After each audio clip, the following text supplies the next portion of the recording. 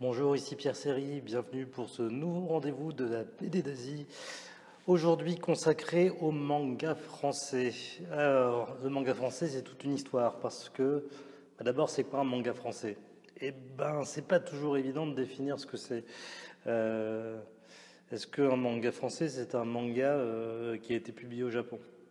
Si oui, dans ce cas-là, le premier manga français, historiquement, c'est L'autoroute du soleil de Baru. Alors Baru, qui est un auteur lorrain qui a été président du festival d'Angoulême il y a quelques années, qui a remporté l'Alphart d'Angoulême pour l'autoroute du soleil justement, parce que c'était une BD qui a été commandée par la Kodansha, donc au début des années 90, et qui a d'abord été publiée au Japon avant d'être publiée en France. Est-ce que ça, c'est un manga français? Baru lui-même dit que c'est pas du manga. Lui dit que c'est la BD qui a été publiée au Japon. Alors que manga, à la base, la définition, c'est BD japonaise. Donc, sujet un peu complexe. Autre exemple de manga, c'est français. Est-ce que le travail de Frédéric Boilet, je ne sais pas si vous connaissez Frédéric Boilet, hein, ça c'est son livre qui s'appelle Elle, et son livre le plus connu que je dois avoir sous la main, voilà, c'est L'épinard de Yukiko. Voilà, c'est un auteur français qui raconte beaucoup de ses aventures sexuelles au Japon. c'est, voilà, donc c'est très personnel. C'est travaillé à partir de photos, d'ailleurs. Et donc c'est limite autobiographique, c'est hyper perturbant. Mais ça a d'abord été publié au Japon avant d'être publié en France. Parce que Frédéric Boilet avait créé à l'époque un mouvement qu'il avait appelé la nouvelle manga, euh, dans le sens où il voulait créer un mouvement du type la nouvelle vague, d'où la nouvelle manga. Après, il y a eu plein de débats sur est-ce qu'on doit dire la manga ou le manga, bref, passons.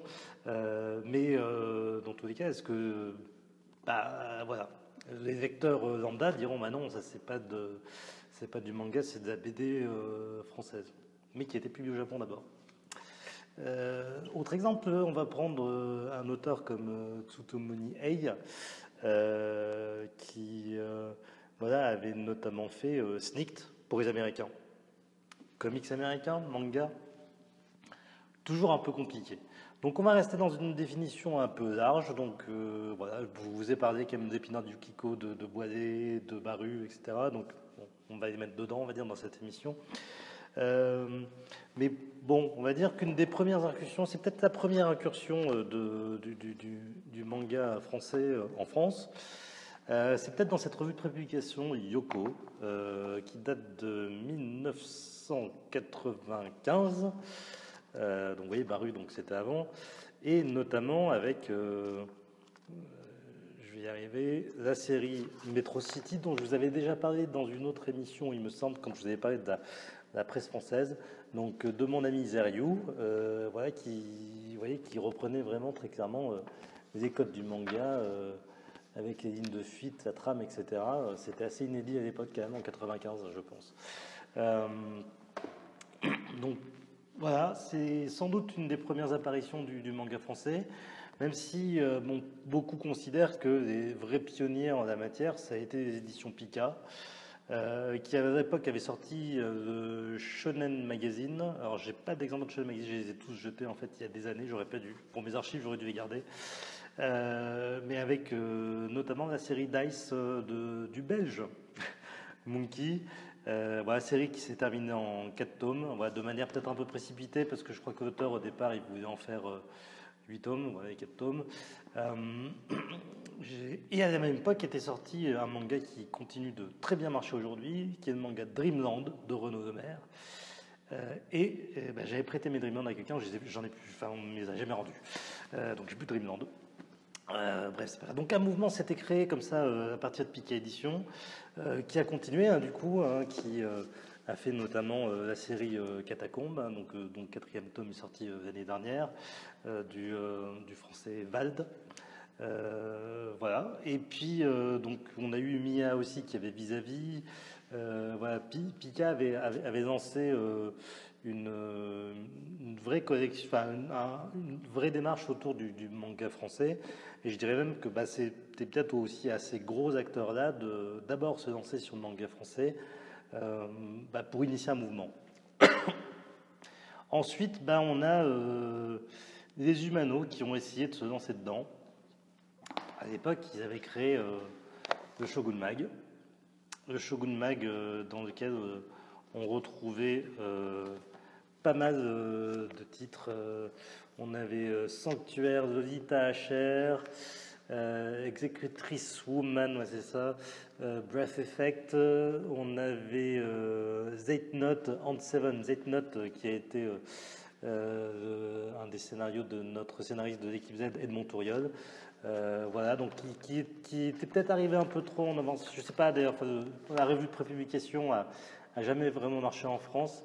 Voilà, Albert Carreras avait dessiné, donc le dessinateur d'équipe, avait aussi dessiné Ant 7. Il s'est spécialisé dans le manga de sport apparemment. Donc c'était une autre époque, mais voilà, donc ça n'avait pas très bien marché. Ils avaient la prépublication, donc ça n'avait pas marché. Ils avaient essayé de sortir aussi du coup des séries en volume relié. Toutes ne sont pas allées au bout.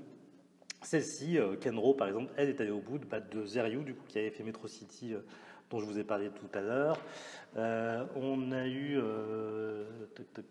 qu'est-ce que j'ai encore sous la main ? Voilà, encore un autre... parce qu'ils avaient essayé du coup de changer de format, parce que en fait, le grand format marchait pas trop. Donc, tiens, si on rétrécit, est-ce que ça marchera plus ? Ça n'avait pas pris. Ils avaient sorti un Shogun Shonen et un Shogun Seinen. Voilà, bon, ça n'avait pas trop marché. Dans les Humanos, qu'est-ce qu'on avait d'autre ? On a eu, par exemple, ce titre-là. Par exemple, personne n'en a entendu parler. Chine. Je pense que c'est un titre qui n'a pas du tout marché. Bon, la couverture n'est pas hyper vendeuse. Voilà, c'est... bon, il y avait un peu de sexe aussi dedans. Ça s'adressait pas à tout public. Il y a eu plein de titres comme ça des Humanos quand même, qui étaient sortis. Tous ne sont pas allés au bout, malheureusement. Donc il y a eu un gros coup de frein parce que les Humanos avaient du jour au lendemain arrêté toute activité sur le manga français. Ils avaient fermé Shogun Mag. Voilà, donc une expérience qui n'a pas toujours été super. Néanmoins, ça n'a pas découragé tout le monde. Vent d'Ouest du groupe Glénat avait essayé de sortir des titres, parce que notamment c'était monté une école qui s'appelle l'Eurasium pour essayer de former des jeunes talents du manga français. Je suis pas sûr qu'on ait vu beaucoup d'étudiants d'Eurasium beaucoup réussir dans ce milieu-là. Certains ont tenté l'expérience, ça n'a pas marché. C'était fait par Cédric Maillard, Arnaud Tribou et Thomas Bouvray qui aujourd'hui fait la série des Cités d'Or que je n'ai pas lu, donc je ne sais pas ce que ça vaut, les mystérieuses Cités d'Or version moderne en manga. Ensuite, qu'est-ce qu'on a eu d'autre ? On a eu Ankama, qui eux sont peut-être ceux qui ont transformé véritablement l'essai, même si Pika était vraiment ceux qui ont tout commencé, notamment grâce au succès de Dreamland. Mais on est passé peut-être dans une autre dimension avec Ankama qui a mis les moyens pour essayer de développer ces univers. Ils avaient d'abord sorti Akiba Manga, qui était l'association de scénaristes français avec des dessinateurs japonais. Donc je triche un peu. Alors, je mets dans manga français puisqu'on avait des scénaristes français. Expérience qui a été très courte, malheureusement. Bon, après, j'ai pas été spécialement emballé par les titres qu'il y avait dedans non plus, à vrai dire. Voilà, c'était une expérience éditoriale intéressante pour ces gens-là. Mais qui ne sont pas allés très loin. Alors c'est dommage qu'on avait quelqu'un comme Shingo Araki, par exemple Shingo Araki qui est le chara designer des Chevaliers de Zodiac pour le dessin animé, qui avait dessiné dedans, donc c'est un peu dommage. C'était une expérience assez courte malheureusement. On a ensuite donc Ankama ensuite qui avait tenté quelque chose avec Appartement 44 de Dara, qui était quelqu'un qui est sorti du fanzine. Je crois que tous les dessinateurs sont plus ou moins sortis du fanzine. Appartement 44, je ne sais pas s'ils sont vraiment allés au bout. J'ai pas trop accroché la série, donc je peux pas dire Oui, si elle s'est vraiment terminée. Néanmoins, le dessinateur Dara fait aujourd'hui notamment l'adaptation d'Angélique en manga. Je ne sais pas si ça marche non plus, c'est pour Casterman qui font. J'ai pas d'Angélique avec moi. Ankama a encore là une belle réussite avec la série City Hall. City Hall qui n'est pas une série qui me plaise tellement que ça. Je suis pas un grand fan de City Hall, mais il n'en en tout cas, j'accroche pas au scénario. Néanmoins, au niveau graphique, c'est quand même hyper. Ils ont mis la barre super haut. Ils ont fait des belles éditions, c'est des beaux succès. Ils ont défendu coûte que coûte leur série avec des méga stands sur les salons, etc. Il faut vraiment tirer notre chapeau en Ankama pour avoir réussi à sortir cette série. Et les auteurs font aujourd'hui la série Booksters chez Kana. Autre série dont on parle beaucoup depuis quelques années, enfin depuis 2 ans maintenant, c'est la série Save Me Pity d'Elsa Brandt, que je n'ai jamais lue, donc je peux pas vous dire non plus. Enfin, j'ai pas d'exemplaire avec moi. Et puis ils ont passé le cap avec la série Radiante, qui est un beau succès, puisque ça a été une des premières séries à ce format-là français qui a été publié au Japon. Je n'aime pas dire que c'est la première série qui a été publiée au Japon, c'est pas vrai, puisque c'était Autour de Soleil de Baru qui a été publié au Japon. Il y a eu plein d'autres titres aussi qui étaient sortis au Japon, mais voilà, Radiante, voilà, avec des titres comme City Hall ou Radiante au niveau graphique vraiment, et vraiment dans la maîtrise des codes du manga, je pense qu'Ankama est vraiment allé très très loin et a mis la barre très très haut. Donc bravo à eux parce que voilà, ils ont soutenu cette série aussi. Et je ne pense pas qu'ils aient gagné beaucoup d'argent avec, clairement, vu les moyens marketing qu'ils ont mis derrière pour soutenir ces séries.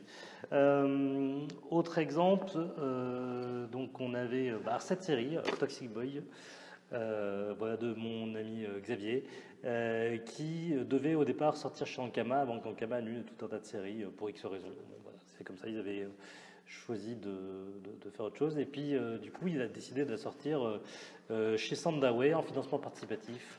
Voilà, donc je crois que le tome 2 a dû être financé, il me semble, donc je ne sais pas s'il travaille sur le tome 2, donc Xavier Henrion, qui a notamment travaillé sur la vie sexuelle des super-héros aux éditions Popcorn également, qui n'a rien à voir avec le manga, mais voilà, donc vous voyez que c'est un format un peu plus grand qu'ils avaient choisi, Sandaway, du coup, pour essayer d'être un peu entre les deux. 13,90 € quand même, donc voilà, c'est assez différent. Je fais mon petit tour encore avec une tentative des éditions Akata avec les torches d'Arquillon, de très doué aussi, Michael Almodovar. Voilà, donc série qui n'a pas suffisamment marché apparemment en librairie, et du coup l'auteur a récupéré ses droits et a réussi à faire une belle campagne de financement participatif pour faire son tome 2, et on espère la suite, tome 3, etc. Les éditions Olydri, qui s'étaient mises aussi à faire du manga français, alors que eux, qui sont portés par leur série Noob. Alors j'avoue que j'ai jamais regardé Noob, j'ai jamais lu Noob, donc je sais pas ce que c'est Noob exactement. C'est pas trop mon univers à moi. Néanmoins, j'ai adoré ce manga Golem. D'Alexis Talon, Amandine Tagliavini et de Fred Zoffanelli. Voilà, donc qui a vraiment un titre très inspiré des années 80, quoi. Donc on retrouve vraiment cette ambiance des années 80 avec ces grands robots. Vraiment, c'est une super série que je recommande, voilà, bon, qui est arrêtée par Olydri, qui est reprise par ses auteurs, qui ne vont pas faire de financement participatif, mais vont partir sur, voilà, créer leur propre studio pour sortir la suite de Golem, et refaire le tome 1 d'ailleurs sur certaines choses. Mon auteur préféré du monde, Vanida. Auteure française qui a sorti ce petit bijou qui s'appelle L'immeuble d'en face, qui est pour moi est le must du manga français.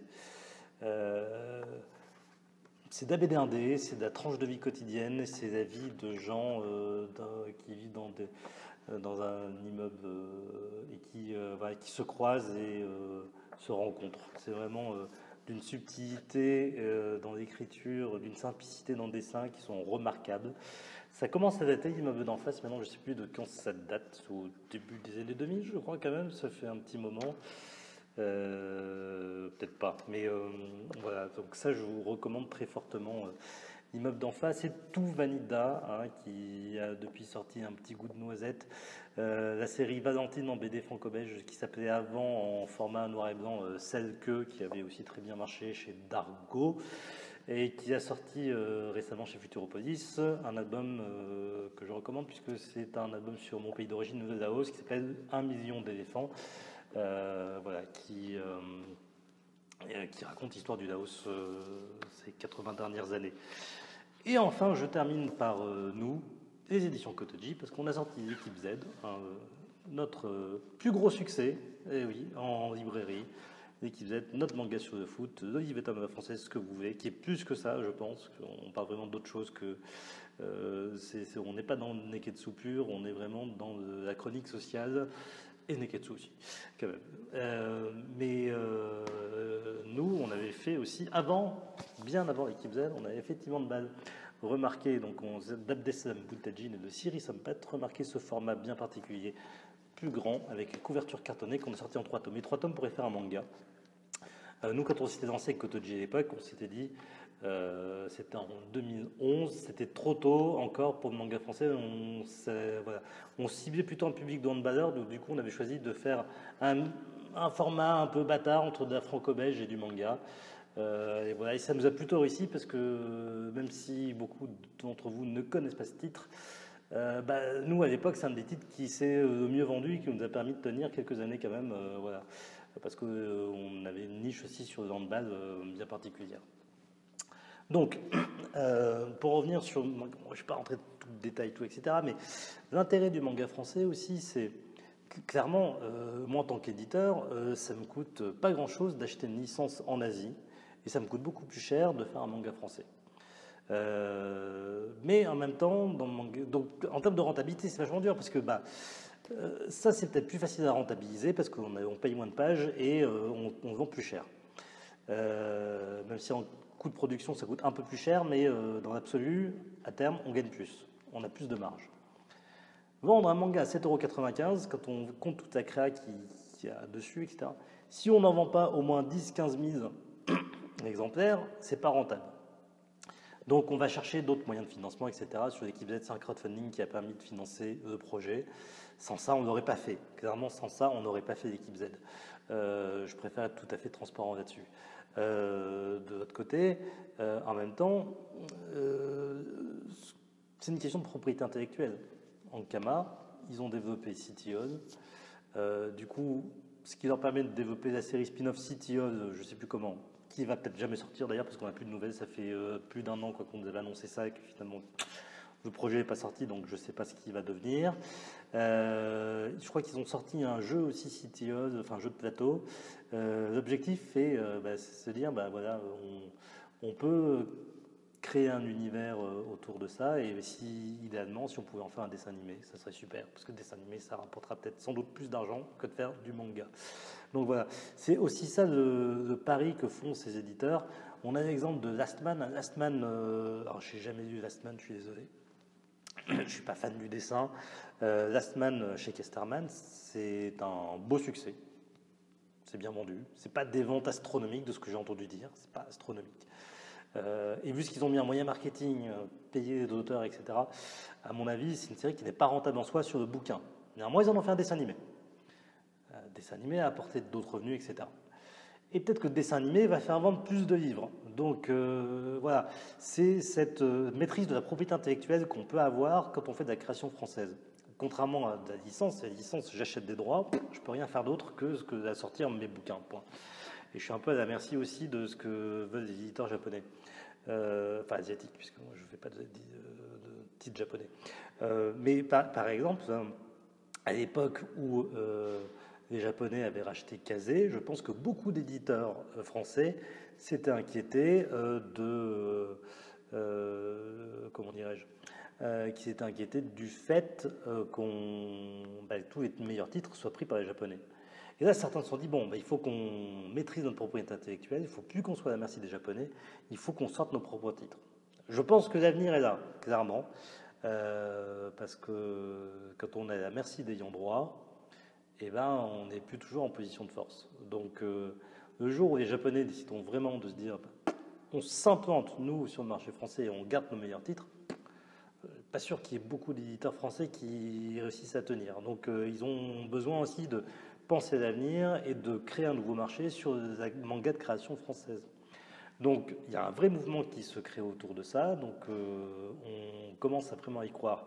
Moi, ce que je vous invite aussi à faire, c'est à vous inscrire à un groupe Facebook qui s'appelle Parlons Manga Français, qui regroupe des fans de manga français, des dessineux amateurs et aussi des professionnels, voilà, qui échangent sur le manga français. Donc, et il y a un petit, donc ils ont créé aussi un site qui s'appelle pardonmangafrançais.com ou .fr. Donc, je vous mettrai le lien s'il le faut en commentaire, enfin en dessous, hein. Je sais pas comment on dit. Voilà. Mais donc il y a une mine d'informations aussi autour de ça. On reçoit tous les mois on reçoit tous les mois des projets de manga français. Nous on a un petit éditeur, donc c'est un peu compliqué pour nous. Mais il n'empêche que voilà, il y a un mouvement qui se crée. Donc à mon avis, on n'a pas fini d'entendre parler du manga français. Voilà, je pense avoir fait le tour un peu de la question de manière un peu superficielle. On essaiera peut-être de revenir sur certains titres. Voilà. S'il y a des sujets autour du manga français que vous souhaiteriez sur lesquels on aille un peu plus loin, n'hésitez pas à le mettre en commentaire. Voilà. Je vous invite toujours à vous abonner à notre chaîne YouTube, à notre page Facebook pour ne pas rater nos actualités. Merci de nous avoir suivis pour ce nouvel épisode de ce rendez-vous de la BD d'Asie. Et à bientôt sur YouTube et où vous voulez. Au revoir.